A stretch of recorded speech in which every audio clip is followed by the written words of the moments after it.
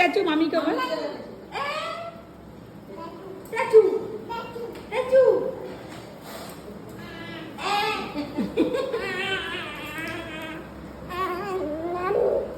বেরো। খোকা কোথায় যাবে বলো? খোকা যাবে শ্বশুর বাড়ি। সঙ্গে যাবে কে?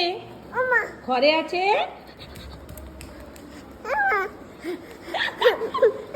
কি বলো? কোলে উঠবে কি বলো বলো? আর দিদুনকে কেমন আবার কেমন করে প্রণাম করবে? জয় জগন্নাথকে আমাকে দেখি দাও একটু, কেমন করে প্রণাম করবে? বাবা রে এরকম করে, এটা কি প্রণাম হচ্ছে? এটা কি?